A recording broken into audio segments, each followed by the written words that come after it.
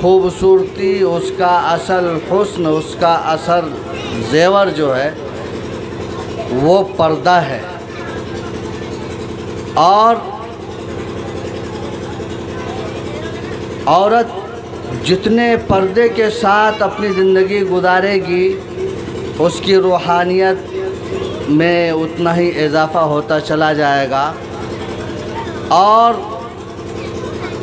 اس سے آنے والی نسلوں میں حیا باقی رہے گی۔ آج ہم لوگ یہ شکایت کرتے ہیں کہ آج لوگ بڑے بے حیا ہیں، شرم و حیا ختم ہو گئی ہے۔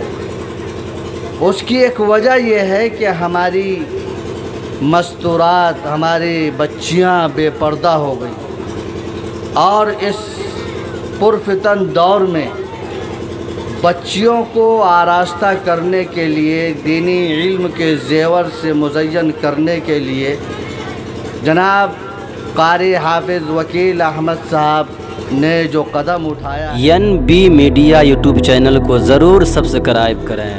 اب میں اس پروگرام کے کڑی کو آگے بڑھاتے ہوئے ہم دعوت اسٹیج دیں خطیب باکمال شیریں زباں اور ماشاءاللہ سنت و تقوی کے پابند جناب حضرت اقدس مولانا محمد آفتاب صاحب دامت برکاتہم العالیہ، امام و خطیب شہر ارریہ، اب تشریف لاویں اور اپنے تاثرات سے ہمیں نوازیں۔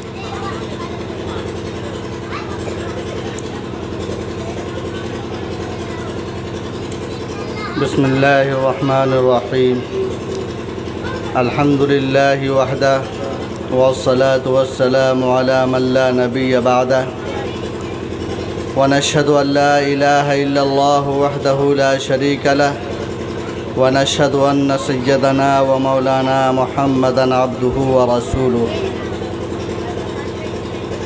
اما بعد، اعوذ باللہ من الشیطان الرجیم، بسم اللہ الرحمن الرحیم، یا ایہا الناس اتقوا ربکم الذی خلقکم من نفس واحدۃ وخلق منها زوجہا، صدق اللہ العظیم۔ معزز علماء کرام اور عزیز طلباء اعزام، اللہ تبارک و تعالی نے نظام جو بنایا، اس کی ابتدا اللہ نے مردوں سے کی، اور حضرت آدم علیہ السلام کی تخلیق اللہ نے اس طور پر کیا کہ ان کے پتلے کو سارے فرشتوں نے، سارے لوگوں نے دیکھا،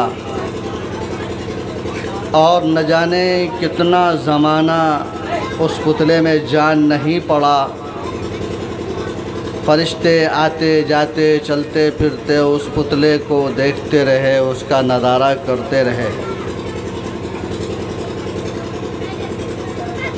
پھر ایک وقت آیا کہ اللہ تبارک و تعالی نے حضرت آدم علیہ السلام کے پتلے میں جان ڈالی، اور اللہ کا نظام، اللہ تعالیٰ نے جو حضرت حوا علیہ السلام کی تخلیق فرمائی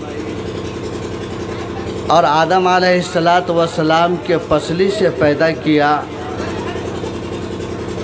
اور اتنی پوشیدگی کے ساتھ اور اتنے پردے کے ساتھ پیدا کیا کہ خود حضرت آدم علیہ السلام کو بھی محسوس نہیں ہوا، نہ فرشتوں نے دیکھا حضرت حوا علیہ السلام کو، نہ آدم علیہ السلام نے دیکھا۔ تو اللہ تبارک و تعالی نے اس طرح سے حضرت حوا علیہ السلام کی تخلیق فرما کر قیامت تک آنے والی نسلیں جو ان سے وابستہ ہوں گی اور جو نسلیں بڑھیں گی، ان کو یہ دعوت دی کہ مستورات کی اصل خوبصورتی، اس کا اصل حسن، اس کا اصل زیور جو ہے وہ پردہ ہے۔ اور عورت جتنے پردے کے ساتھ اپنی زندگی گزارے گی، اس کی روحانیت میں اتنا ہی اضافہ ہوتا چلا جائے گا، اور اس سے آنے والی نسلوں میں حیا باقی رہے گی۔ آج ہم لوگ یہ شکایت کرتے ہیں کہ آج لوگ بڑے بے حیا ہیں، شرم و حیا ختم ہو گئی ہے۔ اس کی ایک وجہ یہ ہے کہ ہماری مستورات، ہماری بچیاں بے پردہ ہو گئی، اور اس پرفتن دور میں بچیوں کو آراستہ کرنے کے لیے، دینی علم کے زیور سے مزین کرنے کے لیے جناب قاری حافظ وکیل احمد صاحب نے جو قدم اٹھایا ہے، یہ بہت ستائش کے قابل ہے اور بہت ہی مبارکباد ہے۔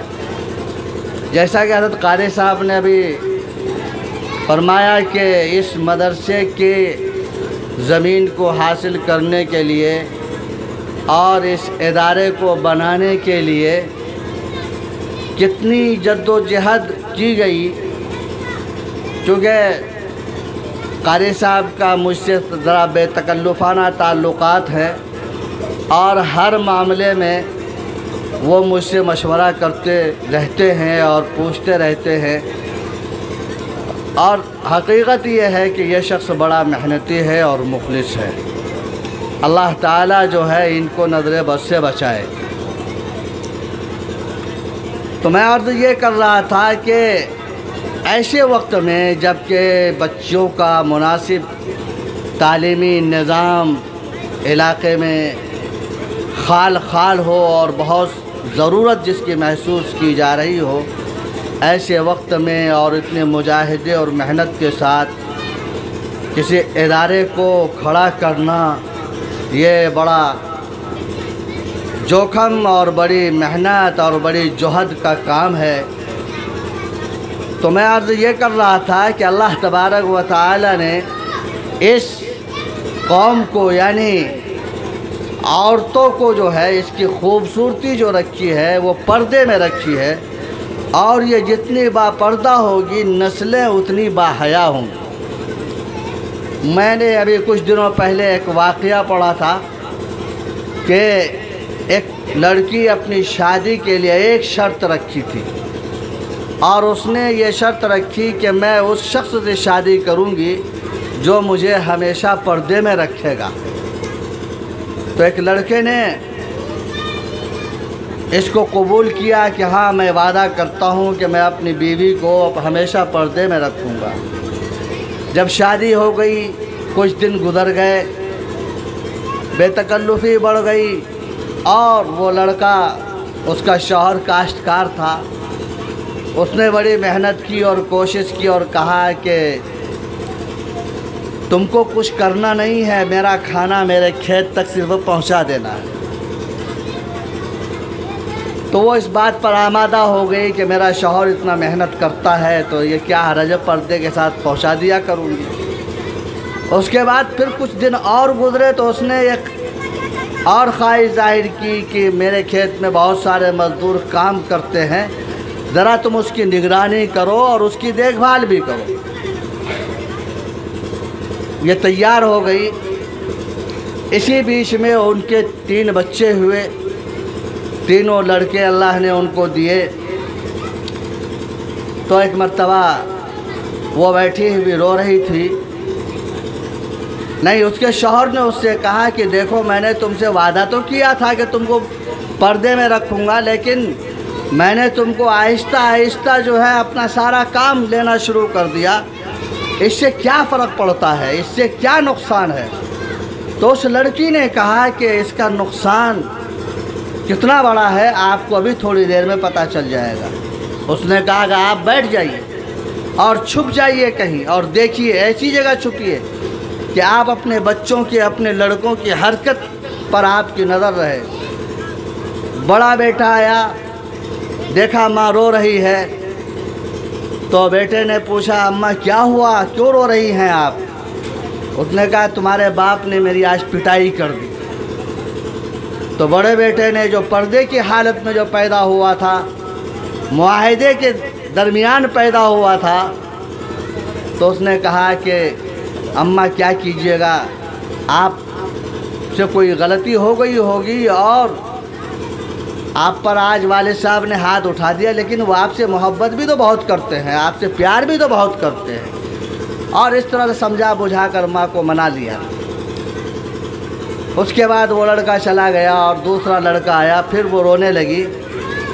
तो उसने कहा कि अब्बा अम्मी क्या हुआ, क्यों रो रही हैं? उसने कहा तुम्हारे बाप ने मुझे मारा है। उसने अपना जो है दोनों आस्तीन समेटा और कहा कहाँ है, आज उसकी हम खबर लेते हैं। तो माँ ने कहा कि ख़बर लेने की ज़रूरत नहीं है, मेरा मामला है, मैं खुद समझ लूँगी। और तीसरा लड़का जो आया, जो छोटा था, फिर उसके सामने वो रोने लगी। उसके सामने भी वही बात पेश की गई कि तुम्हारे बाप ने मुझे मारा है। तो उसने जो है अपना कुर्ता खोल करके और जो है पैंट खोल करके चड्डी और बनियान में तैयार हो गया कि आज उस बुढ़े की खैर नहीं है, जब तक उससे आपका हिसाब नहीं चुकाऊंगा मैं चैन से नहीं बैठूंगा। उसको भी किसी तरह से माँ ने समझा बुझा कर ठंडा किया। उसके बाद अपने शौहर से कहा कि समाज और माशरे में बिगाड़ का यही फ़र्क है। हम और आप ये समझते हैं कि हमारी बच्चियां बाहर रहती हैं या हमारी बच्ची बेपर्दा घूमती है तो इससे क्या फ़र्क पड़ता है, और आहिस्ता आहिस्ता समाज में इतनी बेहयाई पैदा हो जाती है कि इंसान हया को भूल जाता है। उसको ये महसूस ही नहीं होता कि हया भी किसी चीज़ का नाम है, शर्म भी कोई चीज़ है। भाइयों, बुजुर्गों और दोस्तों, ऐसे मौक़ों पर हमारी बच्चों की आबियारी के लिए और उनके मुस्तक़बिल को ताबनाक और रोशन बनाने के लिए जो शख्स इतनी मेहनत करता है वो कितनी सताइश के काबिल है। हाँ, ये बच्चा आज हम देख रहे हैं, अल्लाह तबारक व तआला बरकत अता फ़रमाए। और फिर आखिर में मैं अपनी बात ख़त्म करता हूँ। अल्लाह इस इदारे को और इस इदारे के बानी और मोहतमीम को नज़र बद से बचाए। आमीन व आखिर दावाना अनिल हम्दुलिल्लाह। माशाअल्लाह, बहुत ही पुरमग़्ज़ खिताब जनाब मौलाना आफ्ताब साहब दामद बरकातहुमुल आलिया। गोया के एक शेर मुझे याद आया अल्लामा इक़बाल का कि यूँ तो सैयद भी, मिर्ज़ा भी, मालिक मिस्र, हाकिम ईरान भी हो तुम सभी कुछ हो बताओ तो मुसलमान भी हो तुम। गोया इन बच्चों का चेहरा पढ़िए और देखिए, ऐसा महसूस होता है। अब्दुल वारिद साहब और हमारे बहुत ही रोशन और जियाले हैं, दिल के भी दिमाग के भी। शेर देखिएगा कि गालिब का रंग मीर का लहजा हमें भी दे। इन बच्चों के चेहरे से ऐसा महसूस और ज़ाहिर होता है कि गालिब का रंग मीर का लहजा हमें भी दे, लफ्ज़ों से खेलने का सलीक़ा हमें भी दे। कहिए आमीन। लफ्ज़ों से खेलने का सलीक़ा हमें भी दे। अब बहुत बहुत शुक्रिया दोस्तों, आपने फुल वाच पूरा वीडियोस देखा और वीडियोस आपको पसंद आया होगा। पसंद आ जाए तो अपने दोस्तों में ज़रूर शेयर करें और लाइक करें, सब्सक्राइब करें और मेरी हौसला अफजाई फरमाएं। शुक्रिया, जज़ाकल्लाह। अल्लाह तबारक व तआला आपको दोनों जहान में कामयाबी अता फरमाए, शाद व आबाद रखे। फिर मिलते हैं नेक्स्ट वीडियोज़ में और एक अच्छे और शानदार वीडियोज़ आपके लिए लेकर हाजिर होऊंगा। तो इजाज़त दीजिए, फिर मिलते हैं दूसरी वीडियोज़ में। अस्सलामु अलैकुम व रहमतुल्लाहि व बरकातुहू।